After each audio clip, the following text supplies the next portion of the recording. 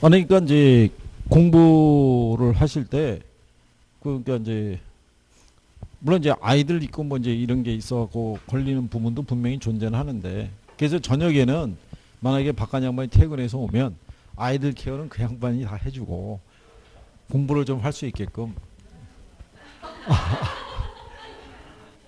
아, 11시에요? 아, 원래 11시 퇴근이신가 보죠?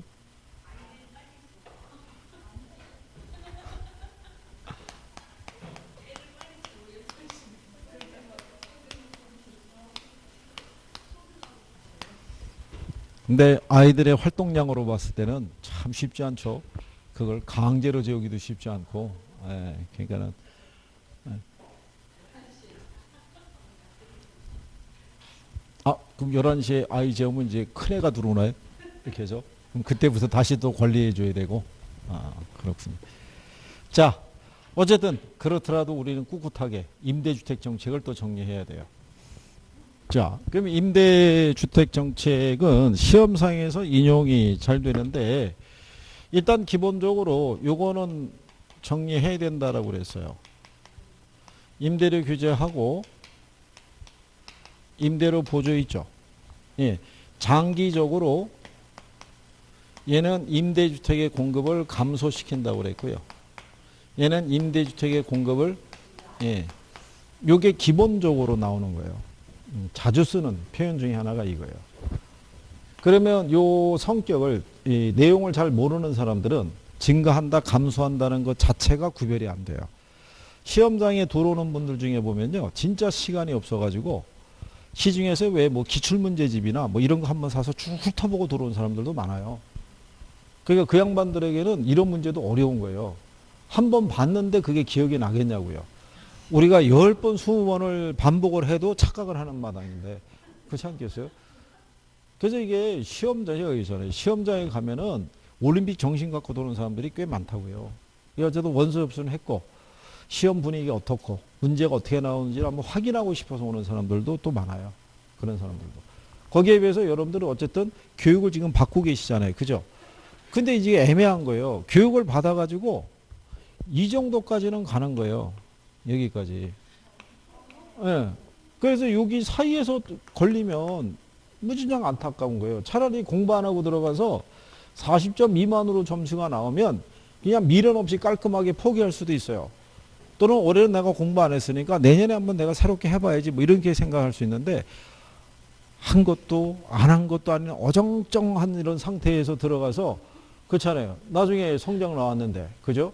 뭐 55점, 52.5 이렇게 나오면 계속 생각이 나요. 그때 조금 더 할 걸. 그죠? 그러니까 그 후회를 남기지 않기 위해서 조금 더 해보는 거예요. 자, 임대주택 정책에서 일단 가장 대표적인 게 임대료 규제예요.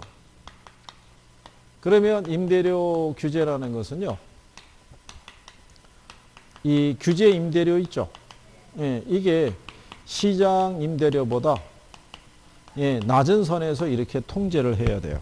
그렇죠? 자, 그랬을 때 이렇게 우리가 통제했을 때 임대료 규제에 따른 효과 있죠? 이게 커지기 위해서는 공급이 탄력적이 된다, 비탄력적이 된다. 공급이 비탄력적이어야 돼요. 줄어들지 않아야 돼요. 왜냐? 임대료가 하락한 거잖아요. 그러니까 여러분들이 보시면 이렇게 하게 되면 단기적으로 일단 나타나는 게 임대료가 어떻게 돼요? 하락하는 거라고요. 이런 식으로. 단계는 공급이 이렇게 돼 있잖아요. 이 상태에서 시장 임대료가 100만 원일 때, 예를 들어서 정부가 통제하는 거예요. 50만 원 이상은 받으면 안 된다고. 그 임대료가 하락했잖아요. 임대료 하락했다는 효과가 커지려고 그러면 공급이 비탄력적이 된다고요. 얘가 탄력적이면 가격 하락하면 양이 줄어든다고요. 줄어들면 하락의 효과가 작아지죠. 거기까지는 시험에 나온 거예요. 여러분 시험에. 그래서 이제 이런 부분에 대한, 그래서 임대료가 하락을 하고요. 거기에 따라 이제 무슨 효과가 있을 수 있냐면 소득 재분배 효과라는 거는 있을 수 있어요. 단기적으로. 임대료가 하락하게 되면 임대업자가 받아야 될 임대료 50만 원 있죠. 예, 이게 저소득층으로 나눠지게 되는 효과를 가져올 수 있죠. 그래서 이제 단기적으로는 이런 효과가 있어요. 그리고 단기적으로는 수요가 늘어나더라도요. 이 수요가 많이 안 늘어나요. 왜냐하면 단기적으로는 임차자들도 구매력을 조정하기까지는 시간이 걸리는 거예요. 아까 제가 왜 서울의 평균적인 왜 전세 보증금 얘기하고 그랬잖아요. 보증금이 한 5억에서 6억 정도 되는데 그게 만약에 20%가 떨어졌어요. 5억에 20%면은 1억이거든요. 그게 또 4억을 만들기가 쉽지 않죠. 그렇잖아요. 뭐가 걸려야 돼요? 시간이 걸려야 돼요. 그리고 단기적으로는 공급이 줄어들기도 어려운 게 임대업자들은 임대차 계약 기간이 있잖아요. 정부가 이거 낮췄다고 그래서 계약을 파기할 수는 없어요. 파기하게 되면 자기가 보증금 내줘야 되고 위약금에다가 이사비용 이런 거 다 줘야 돼요.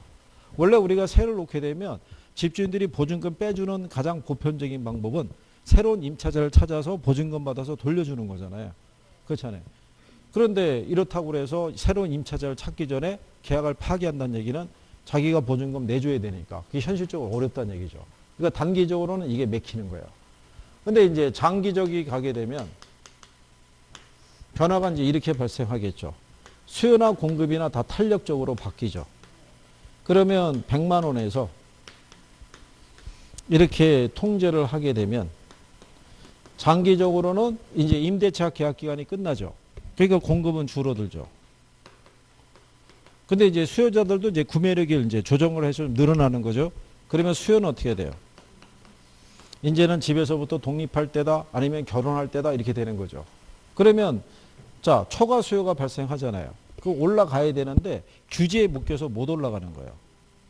여기서.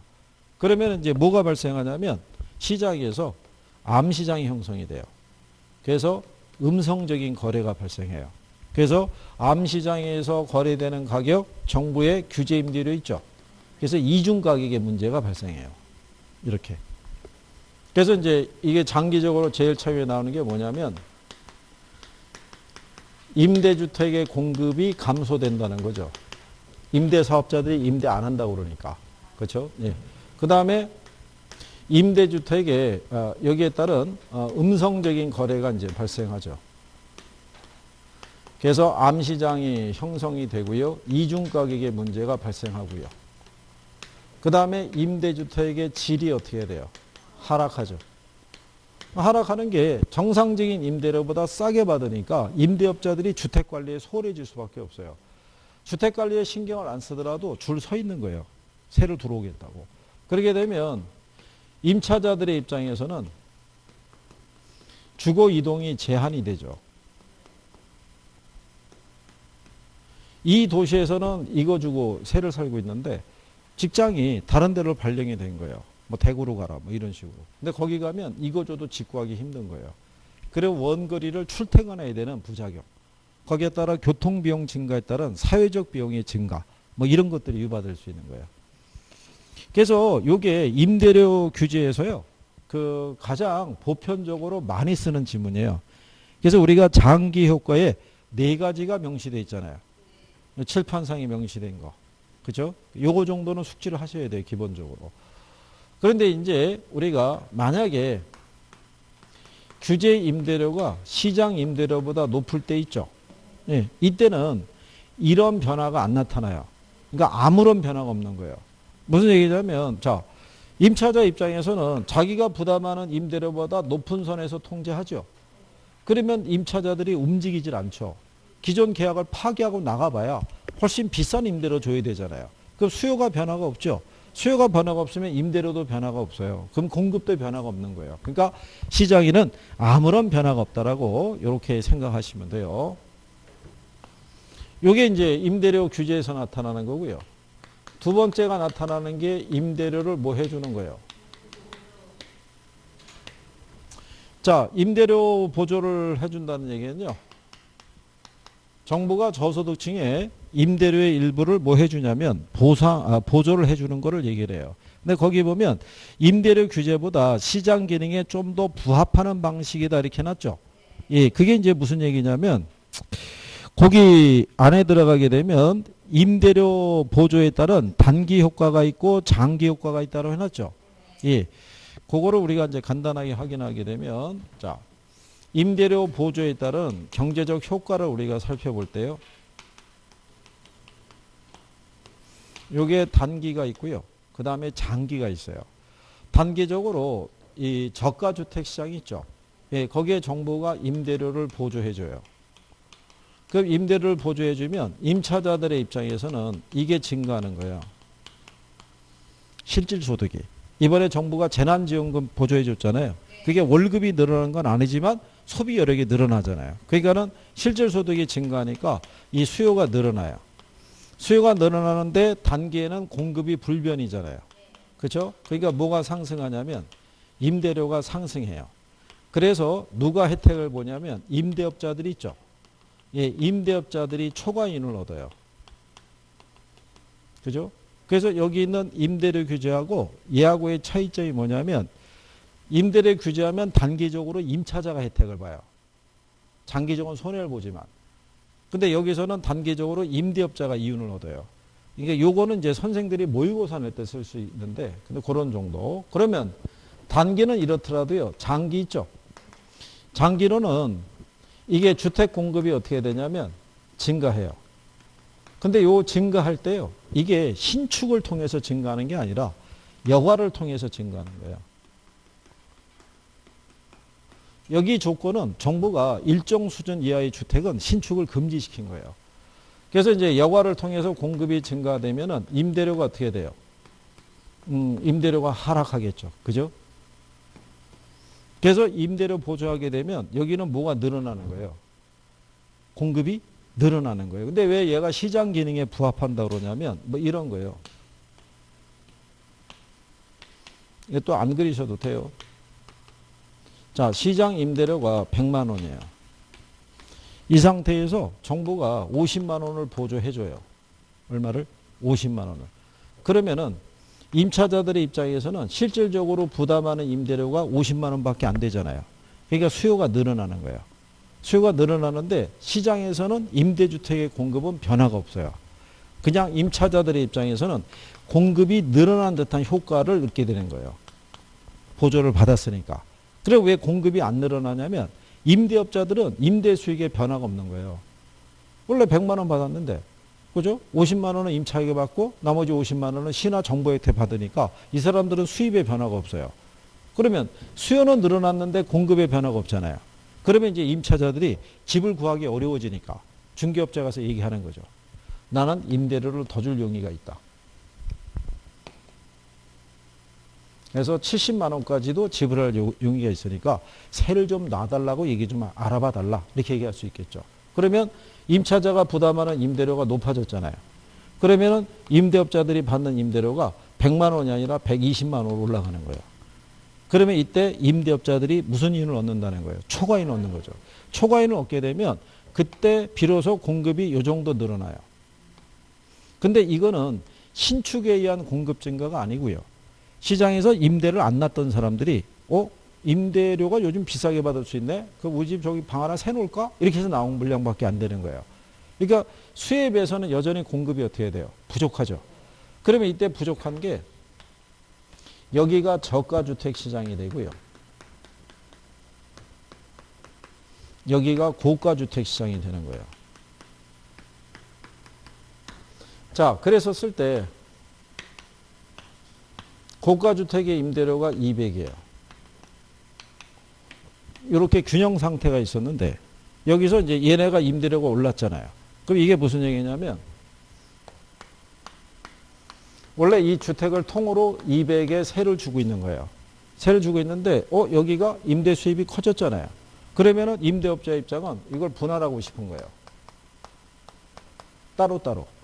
그러면은 1층에서 120 받을 수 있고요. 2층에서 120 받을 수 있어요. 올라갔으니까. 그러면 이 주택을 통해서 임대 수입이 240으로 늘어나잖아요. 무슨 말인지 아시겠나요? 그러면 주택의 일부를 개조해서 이거를 무슨 주택? 저가주택으로 전환을 시키는 거예요. 그러면 고가주택에 대한 임대를 주는 양이 줄어들겠죠. 그러면 여기서 이렇게 줄어드는 양이 있잖아요. 이게 밑으로 내려가는 거예요. 이렇게. 그러면 공급이 늘어났잖아요. 그러면 올라갔던 임대료가 어떻게 돼요? 떨어지겠죠. 그러면 임대업자는 원래 받던 대로 얼마? 100만 원. 임차자도 원래 보조받은 것만큼 50만 원만 내면 되는 거예요. 그러면 저가주택 시장에서는 장기적으로 손해보는 사람이 없죠. 그렇잖아요. 그러니까 규제보다는 얘가 조금 더 괜찮은 방법이라고 얘기하는 거예요. 규제보다는 뭐를 주는 게 보조를 하는 게. 그럼 이제 여기서도 변화가 있는 거예요. 여기서도 공급이 줄었으니까 고가주택의 임대료가 이렇게 상승할 수 있어요, 없어요? 그러면 이제 장기적으로 공급이 늘어나겠죠. 얘는 신축 제한이 없으니까. 그럴 때 비용이 일정하면은 여기까지 다시 회복이 될 것이고, 비용이 늘어나면 요거보다 조금 높은 선에서 공급이 이전보다는 좀 줄어들겠죠. 예, 그런 변화가 안에 또 있는 거예요. 근데 그림은 안 그리시고 이런 내용이 숨어 있다라고 보시면 돼요. 그래서 단기하고 무슨 효과? 장기. 예, 그래서 굳이 구별한다면 단기는 임대업자가 이윤을 보지만 장기적으로는 임대업자나 임차자나 손해보는 사람은 없어요. 그래서 얘가 조금 더 시장 기능에 부합되는 방식이라고 얘기하는 거예요.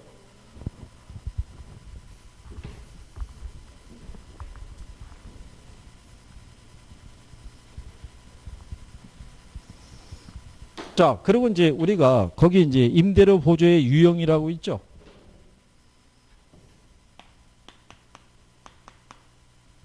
그래서 지난번에 이제 여러분들이 배우신 게 수요자에게 보조해 줄 수도 있고 누구에게?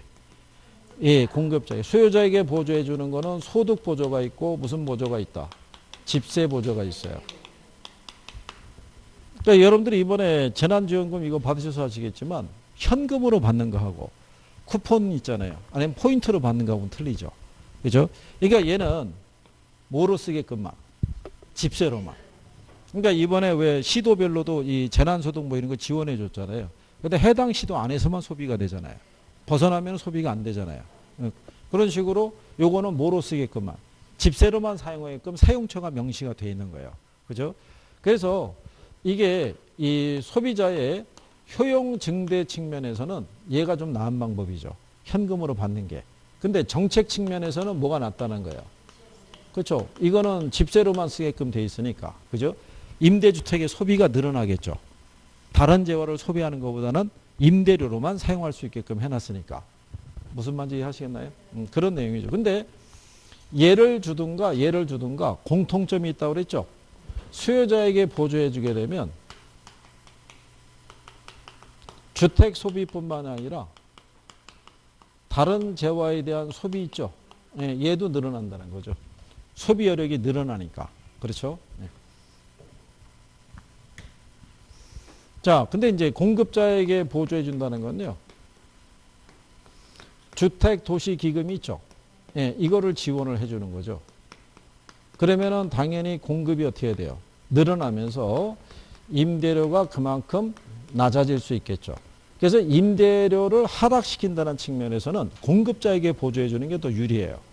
근데 이제 공급자에게 보조를 해주게 되면 거주지 선택에 제한이 걸리죠. 좀 더 싼 임대료를 주고 내가 거주하고 싶은데 내가 사는 지역에는 공공임대주택 공급 계획이 없어요. 예, 그러면 그게 공급되는 지역으로 주거 이동을 해야 돼요. 예, 그래서 그런 부분에 문제가 있다라고 보시면 되겠죠. 이해하시겠죠? 예, 그리고 뒷페이지에 가면 박스에 주택 바우처 제도라고 있죠. 이것도 임대료 보조 제도 중에 하나라고 보시면 돼요. 수요자에게. 그래서 우리나라는 아직 전면적인 도입은 안 돼 있고요. 지자체별로 이제 주거비 보조 정도를 조금 하는 수준이죠. 이것도 만약에 정부가 이 전국적인 단위로 이 정책을 도입하려고 그러면 재정적인 부담이 크죠. 지금 정부가 이 재난지원금 이 보조해 준 것도 있죠. 4인 가족 기준에서 100만 원 이렇게 준 거 있잖아요. 그게 한 13조 들어가는 거 아니에요. 그러면 생각해 보세요. 이게 임대료라는 게 장난이 아닌데 그걸 가구당 만약에 100만 원씩 지급해, 이게 똑같이 100만 원씩 준다고 그러면 그게 매년 13조 들어간다는 얘기라고요. 그러니까 예산을 확보하는 게 쉬운 게 아니죠. 지금 정부가 근데 또 이런 것도 있어요. 3차 지금 추경을 또 편성한다고 그러잖아요. 그래서 소상공인 지원해 준다고 그러죠. 그게 비용이 더 싼 거예요. 어떻게 보면. 왜 싸냐면 만약에 그 양반들이 부도나잖아요. 그렇잖아요. 사업이 망했다 이거예요. 그러면 그 양반들 입장에서는 뭐 세상에 대한 원망 모르는 게 있을 수 있잖아요. 그럼 범죄율이 늘어날 수 있어요. 그렇지 않겠어요? 수입은 없고 살아는 가야 되는데 힘들면은 강도라든가 뭐 이런 식이 될 수도 있고 그게 거꾸로 그러다 보면은 왜 돈이 나중에 없게 되면은 예를 들어서 그냥 그 스스로 생을 선택하는 이런 것도 나올 거 아니에요. 그럼 결국 그게 지역사회 부담이라고요. 고스란히 그 추가되는 비용 부담이 더 커지는 거예요. 그게. 그래서 한 사람의 문제가 아니라 결국은 다수의 문제로 확산이 될 수 있으니까 그런 거를 미연에 방지하기 위해서라도 정부의 입장에서는 지원을 통해 가지고 어쨌든 간에 유지는 시켜줘야 된다는 얘기죠. 그게. 그러니까 정부의 입장에서는 뭐 그런 고충도 있겠죠. 그거를 이런 식의 사회적 비용에 대한 부담을 줄이기 위해서 지원해 이렇게 얘기할 수는 없을 거 아니에요. 그러니까 어쨌든 지원은 해줘야 된다는 얘기죠. 계속적으로. 그러니까 참 쉽지 않죠. 그러니까 결국 뭐가 계속 편성이 돼야 돼요. 예산이. 예, 예산이 편성이 되면 세금도 많이 걷어야 되거든요. 세금도.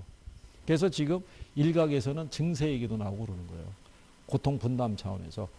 그래서 결국은 우리 누진세 제도 채택하고 있잖아요. 그냥 돈 많이 버는 사람이 세금 좀 더 많이 내고 적용은 조금 덜 내고 뭐 어쨌든 간에 조금은 조정이라는 게 또 필요하지 않을까. 그래야만 이게 분담 차원이 이루어지지 않을까 이렇게 보는 거죠. 어쨌든 정부로부터 다 받은 거 아니에요. 기부라는 것도 물론 이제 있지만 그렇잖아요. 그것도 좀 그런 거죠. 공무원 사회에서는 참 그랬을 거예요. 그죠? 위에서 이만 급수 높은 사람들은 다 기부했을 거예요. 그것도 받기도 뭐해서 뻘쭘할 테니까. 그렇다고 해서 뭐 1,000만 원, 2,000만 원 되는 것도 아니고. 그렇잖아요. 어떻게 해요?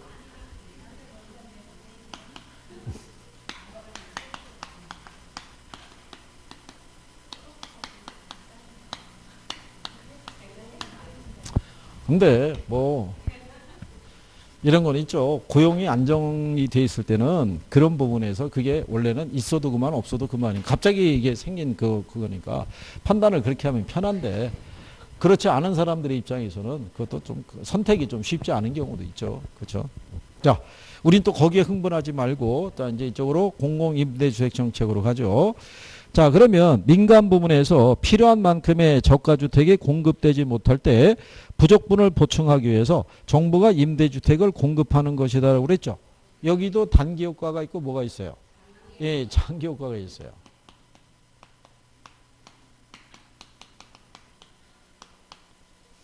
근데 여러분들이 한번 생각해 보시면 여기 지금 우리 그래프 그리는 것도 있죠. 예, 이걸 우리가 1월달 막 이럴 때 그리잖아요. 그리고 여러분들의 입장에서는 되게 어렵다고 생각한다고요. 이게. 그래도 한 이 정도 됐으니까 뭐가 그려지더라도 받아들이는 거 일단은 뭐 더 놀랄 게 있나? 뭐 이런 거잖아요. 그죠? 편안하게. 그러니까 이때 한번 해보는 거예요. 그죠? 얘들도 단기 장기가 나온 지가 꽤 오래된 거예요. 이게 자주 나오는 애 같으면은 선생이 1월 달부터 해가지고 이해를 시켜주려고 그러죠. 그러니까 내용만 한번 들어보는 거예요. 여기도 단기가 있고 뭐가 있냐면 장기가 있어요. 그러니까 예를 들어서 뭐 이런 내용이에요.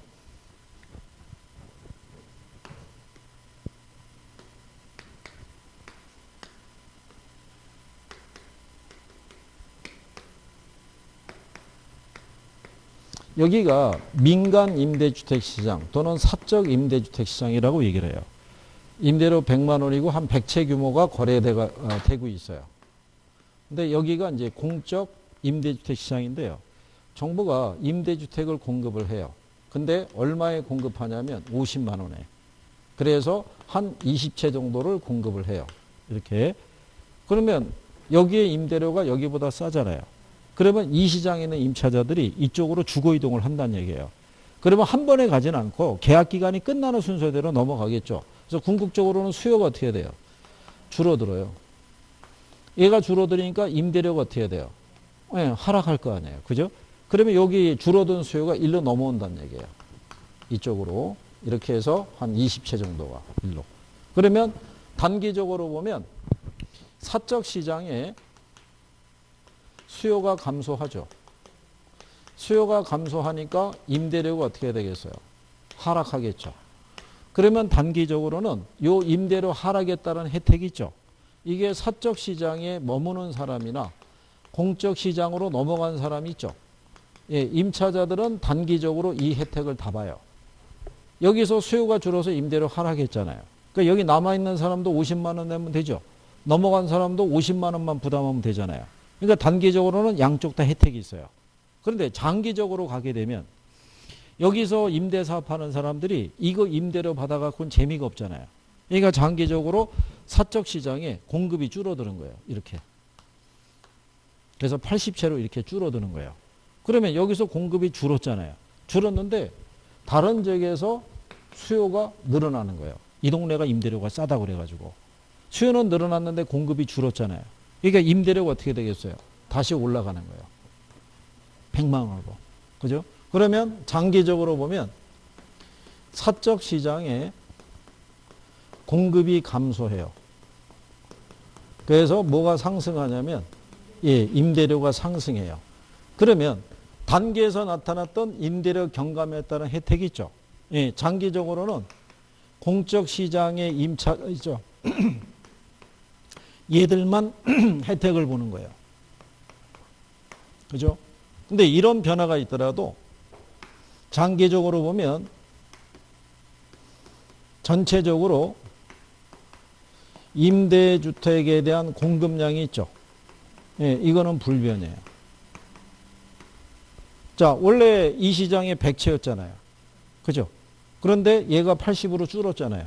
근데 여기서 20이 공급이 됐잖아요. 그러니까 두 개 합하면 100채죠.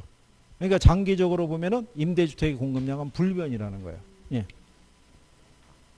그래서 이제 여기서 한 가지 이제 알아두시는 게 우리가 경제할 때 해본 거예요. 자, 우리가 일반적으로 민간 임대주택 시장의 임차자들은 비탄력적으로 알려져 있죠. 왜냐하면 얘를 대신할 만한 대체제가 없으니까. 근데 만약에 뭐가 공급이 되면 공공임대주택이 공급이 되면 얘가 대체제 역할을 하는 거예요. 그러면 임대업자들이 임대를 쉽게 올리지 못하고 조세 전가도 쉽게 못 일어나는 거예요. 임차자들의 수혜의 탄력성을 크게 해준다는 거예요. 무슨 말인지 이해하시겠나요? 거기까지는 시험에 쓴 거예요. 공공임대주택의 공급은 민간 임대주택 시장의 임차자들의 수요의 탄력성을 크게 만든다. 그럼 맞는 표현이에요. 또 조세의 부담을 완화시켜준다. 그래도 역시 맞는 표현이고. 자, 그런데 지금은 시험상에서 이렇게 단기, 장기는 잘 안 나와요. 안 나오고 법이 있죠. 예, 공공주택특별법이라든가 민간임대주택특별법 있죠. 예, 거기에 의해서. 근데 그거는 뭐 제가 그런 게 아니라 그 양반들이 이제 이쪽으로 옮겨온 거예요. 이거. 그죠? 한마디로 얘기하면 이 부분의 변화 있죠. 이것도 10회 이전에 나온 거예요. 단기, 장기가. 그러니까 10회 이후로는 등장을 안 하고 있다고요. 그러니까 처음에는 저희도 이걸 계속 했을 거 아니에요. 아무리 해봐도 인용이 안 되는 거예요. 이게 10년이 넘도록. 그러면 여기를 강조하기가 참 그렇잖아요. 근데 어느 순간서부터 법의 기초에서 나오기 시작하는 거예요. 예, 그래서 여기 민간임대주택에 관한 특별법이 있죠. 예, 민간임대주택 나오고요. 거기에 보면은 양가로 4번에 장기 일반 민간임대주택 있죠. 얘가 한 2번 나온 거예요. 2번 나온 게 걔가 원래 명칭이 중공공임대주택이었어요. 예, 중공공임대주택이 명칭이 바뀌면서 장기 일반 민간임대주택으로 바뀐 거고요. 장기 일반 민간임대주택이 시험에 나오게 된 거는 얘가 지금 기간이 8년 이상 임대할 목적이었죠. 원래는 10년이었어요. 그러다 얘가 8년으로 기간이 단축이 되면서 한번 시험에 나온 거예요. 답으로. 네, 그런 내용이고요. 그 다음에 이제 뭐 하나 알아두시냐면 되냐면 거기 양가로 6번에 가면 임대사업자 나오죠. 예, 거기 보면 공공주택 사업자가 아닌 자로서 몇 호 이상? 1호예요, 1호. 예, 그 정도는 그냥 알아두시라고요. 그게 만약에 1호 그러면 사람들이 일단 의심하게 돼요. 뭐야, 그러면 한 채만 임대를 줘도 임대 사업자라는 거예요? 공부 안 한 사람들은. 유도하게 해서 나올 수 있으니까 1호 이상의 민간 임대주택을 취득해서 임대하는 사업을 목적으로 등록한 자를 얘기한다. 이렇게 보시면 되겠고요.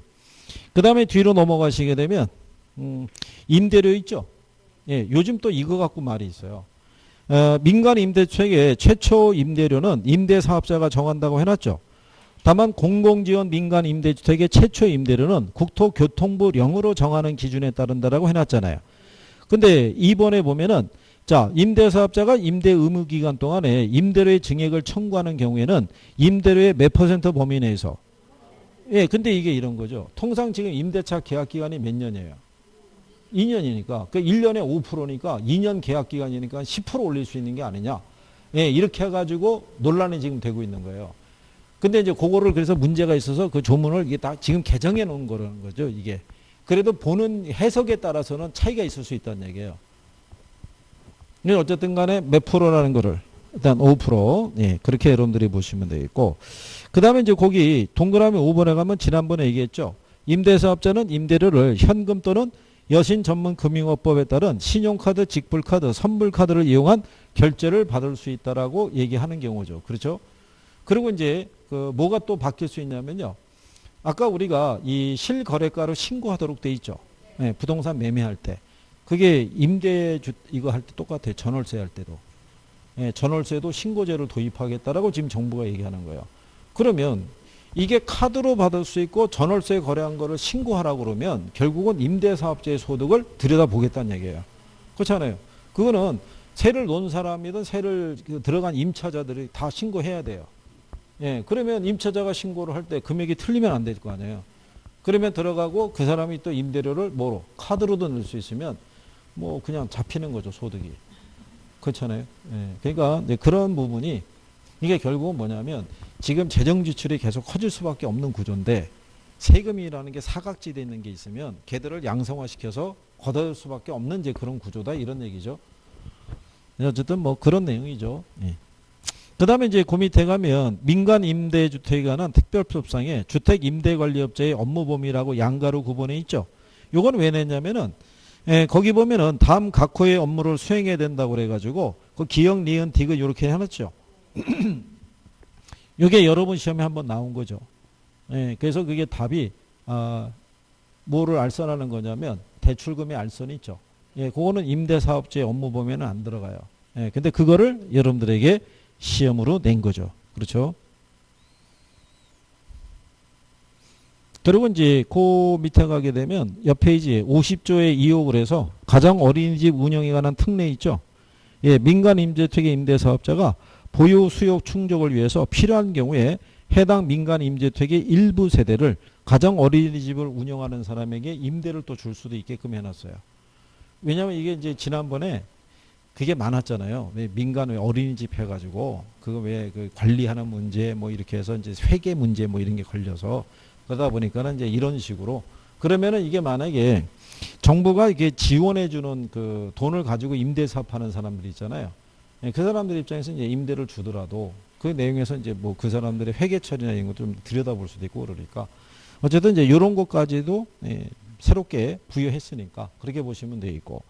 그 다음에 뒤로 넘어가시면 공공주택특별법상에 공공임대주택이라고 있죠. 근데 이것도 아마 내년 정도 되면요. 이 명칭이 또 바뀔 거예요. 종류가 워낙 많잖아요. 그래서 정부가 또 그것도 추진하고 있어요. 명칭을 통합시키는 걸로. 아니 내년 일은 여러분들하고 관계가 없잖아요. 내년 일은. 아니 왜 그러는 거예요? 꼭 내년에도 있을 것 같이. 그런 이제 반응은 나타낼 필요가 없으시고. 아니 여러분들이 뭐 장기적인 계획을 갖고 이렇게 하시는 것도 아니고 그렇지 않겠어요? 예, 그러니까 이게 그 학개론에 법에 관련된 연결된 애들이 많다라고 말씀을 드렸잖아요. 그러니까 이게 안 내냐면 안 내는 게 아니라 낸다고요. 그러니까 저희 입장에서는 개정이 되거나 이런 게 있으면은 예의주시할 수밖에 없는 거예요. 문제가 되면. 그죠? 그래서 여기도 영구 임대서부터 쭉 돼 있잖아요. 그죠? 예. 그 다음에 이제 국민임대, 행복, 그 다음에 장기 전세주택 있죠. 예. 걔가 이제 2번 나왔다고 그랬었죠. 걔가 20년이죠. 근데 30년 이래가지고 한번 틀리게 나온 적이 있고요. 그 다음에 분양전환 공공임대주택이라고 있죠. 얘네도 왜 근래 문제가 됐던 거잖아요. 이게 임대 살다가 이거 분양 전환시켜 주잖아요. 그때 분양가가 얼마가 되느냐에 따라 임차자들이 분양을 받을 수 있느냐 없느냐가 결정이 되거든요. 이때 분양가를 얼마나 책정하느냐 이게 또 붙는 거죠. 이게 참 쉬운 건 없는 거예요. 그죠? 근데 또 뭐를 활용할 수도 있냐면 기존 주택 매입 임대주택 있죠. 또는 기존 주택 전세 임대주택 있잖아요. 예, 이런 것들도 만약에 주거불안 세대에서는 이것도 활용해 볼 만한 거예요. 그죠? 그래서 이제 공적인 기관이 기존 주택을 매입해서 싸게 임대료를 주는 거 아니에요. 그리고 뭐도 해주냐면 보증금이나 이런 것도 지원해 주거나 아마 그럴 거예요. 그렇기 때문에 활용을 하다 보면, 그죠? 예. 그래서 이런 것만 또 전문적으로 하는 중개업자도 있어요. 이런 거. 왜냐면 알선해 주고 거기서 수수료 받는 거니까. 그러니까 결국은 중개업자분들이 눈을 많이 돌려서 그렇죠? 이러이러한 것들도 내가 수입원이 될 수도 있다. 아니면 수입원이 될 수 있는 거를 만들 수 있다. 뭐 이런 것 있잖아요. 그런 걸 하려고 그러면 정책이나 제도에 대한 많은 분석도 있어야 되고 금융적인 지원 같은 경우도 많이 알아야 될 것이고 그렇잖아요. 세금에 대한 부담 이런 것들도 역시 알아야 되겠죠. 그래서 여러분들에게 늘상 얘기하는 게 합격하신 다음에 공부를 열심히 해야 된다라고 얘기하는 경우죠. 근데 이제 대부분의 사람들이 거기까지는 잘 안 하려고 그러죠. 그게. 그래서 그런 문제가 있다라고 여러분들이 보시면 되겠고. 그 다음에 옆에 이제 보면 분양주택 정책이라고 있죠. 예, 거기에서는 어쨌든 간에 분양가 규제가 중요한 거예요. 근래 시험에 꾸준히 나오는 게 뭐예요? 예, 분양가 규제예요. 분양가 상한제. 예, 근데 현재 이것도 나중에 우리가 또 주의해야 될 게 뭐냐면 지금은 공공택지에서 분양하는 주택에 대해서만 이 상한제를 적용할 수 있어요. 작년 여러분 시험에는 공공택지에서 분양하는 주택에 대해서는 분양가 상한제를 적용할 수 없다. 이런 식으로 틀리게 준 건데 지금 정부가 추진하고 있는 거는 민간택지에서 분양하는 주택에 대해서도 이걸 적용하려고 그러는 거예요. 추진을. 근데 그게 또 만약에 연내 시행을 목표로 또 움직인다. 뭐 그렇게 해가지고 이제 국회가 개원이 돼서 법의 개정이 이루어져야겠죠. 이게 왜냐하면 작년에 초에 논의가 이루어지다가 이제 선거 이런 시즌 들어가니까 이제 넘어간 건데 이게 만약에 해가지고 또 여러분 시험정에 이게 시행이 되면 우린 또 그건 알고 들어가야 된다고요. 그게. 그래서 거기 나와 있는 내용에 대해서 기본적으로 구별을 할 수 있어야 되죠. 그래서 거기 리을에 보면 나와 있죠. 주택법령상 국민주택 건설 사업을 추진하는 공공사업에서 개발 조성되는 공동주택이 건설되는 용지 있죠. 예, 여기는 분양가격을 제한할 수 있는 거예요. 분양가격을. 그래서 이제 그거 여러분들이 알아두시면 되겠고요. 근데 이게 분양가 상한제를 적용하게 되면 나타나는 경제적인 효과 있죠. 얘도 똑같아요. 분양가를 통제하니까 신규 주택의 공급이 어떻게 돼요? 예, 줄어드는 거예요. 그죠?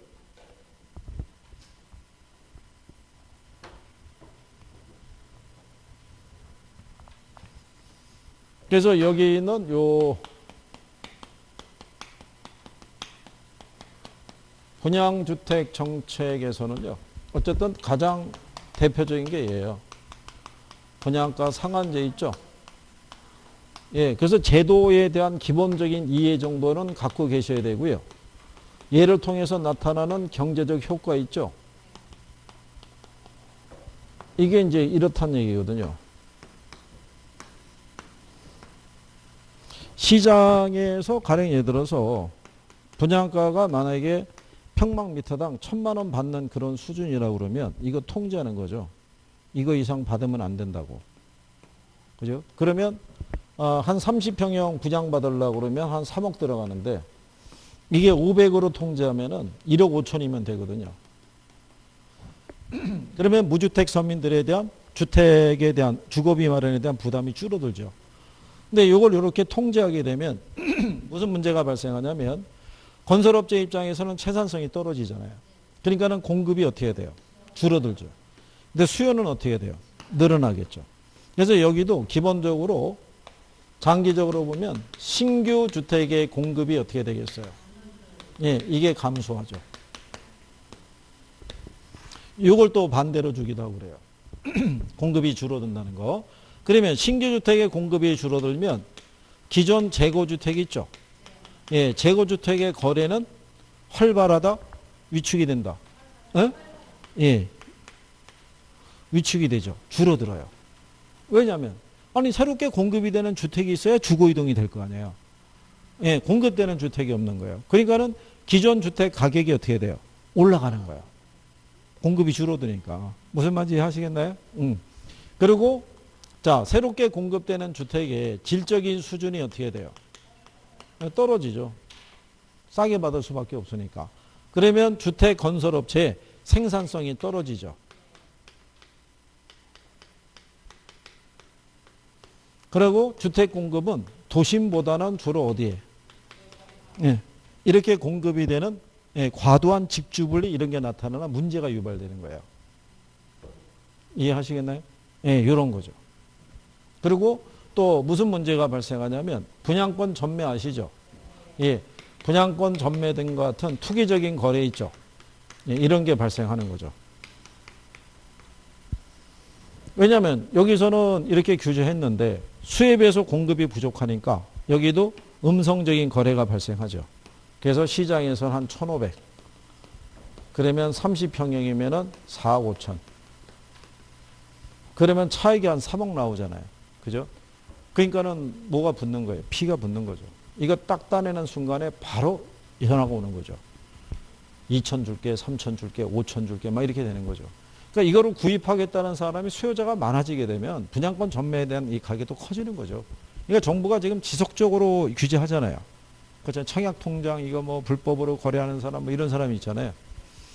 그래서 요즘 또 그게 개정을 추진하고 있는 게 어쨌든 당첨이 되면 투기지구나 투기과열지구 이쪽에서는 10년 이상은 다시 못하게끔.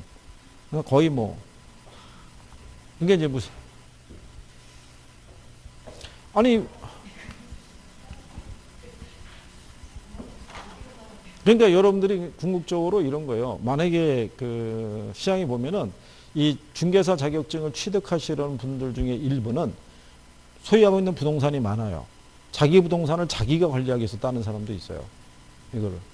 왜냐면 계속 중개업자에게 줘서 이걸 관리하도록 하는 것보다는 차라리 내가 내 건물에 내가 사무소 하나 내가지고 그래서 일석이조다 뭐 이렇게 하면서 하는 사람도 있었어요. 근데 그분들도 와가지고 조금 절박한 사람은 열심히 하고 그렇지 않으면 내년에 하지 후년에 하지 이러면 늘어지고 이러는 거예요. 자, 여기에 대비되는 게 뭐겠어요? 이 분양가가 자율화가 되면요. 이런 문제가 다 해소가 되죠. 그렇죠. 비싸게 받을 수 있으니까. 그러면 당장 분양가 자율화하게 되면요. 신규 주택의 공급이 어떻게 돼요? 늘어나겠죠. 그렇죠. 그러니까 이런 질도 어떻게 돼요? 질도 당연히 좋아지겠죠. 비싸게 받아야 되니까. 그럼 단점은 뭐겠어요? 중대형 위주로 공급이 이루어지는 거예요. 분양가를 비싸게 받기 위해서. 그래서 물가 상승률 이상으로 분양가가 높게 책정이 되는, 그래서 오히려 이 저소득층의 입장에서는 주택 구입이 조금 더 어려워질 수 있다는 그런 단점이 있는 거죠. 그렇죠? 그러니까 대비해서 이게 정리하시면 되겠고. 그 다음에 여기 보면 주택 건설업체의 생산성이 떨어지죠. 이거를 보완해 주기 위해서 정부가 허용한 게 선분양이에요. 그러니까 선분양 제도는 철저하게 공급자 위주의 제도예요. 그러니까 주택을 건설할 때 들어가는 건설 자금이 있죠. 자금이나 이자에 대한 부담을 누구에게? 주택 매수자 또는 수분양자에게 떠넘기는 거예요. 그죠? 이게 작년에 나온 거죠. 그래서 여기는 건설 자금과 건설 자금에 따른 이자 있죠. 이거를 주택 매수자 또는 이 사람들을 수분양자라고 그래요. 이 사람들에게 떠넘기는 제도죠. 그러니까 이게 견본만 갖고 거래하니까 품질 문제도 걸리고요. 그 다음에 시공사 부도 문제 있죠. 이런 것들의 문제가 유발이 돼요. 무슨 얘기냐면 여러분들이 모델하우스에서 계약 체결하잖아요. 근데 계약을 한 거로부터 한 1년 반에서 2년 있어야지 완성이 되거든요. 근데 짓다가 시공사가 부도 날 수도 있는 거예요. 걔네가 이것만 짓는 게 아니라 다른 사업에도 손을 댔다가 뭐가 잘못되면서 부도가 나버리게 되면 입주 지연의 문제가 발생하죠. 그럼 우리 이사 갈 때는 다 계획을 세워놓잖아요. 언제 우리가 이주 나갈 테니까 보증금 빼달라 뭐 해달라 다 해놓고 났는데 갑자기 부도가 나가지고 졸지에 이삿짐 있죠.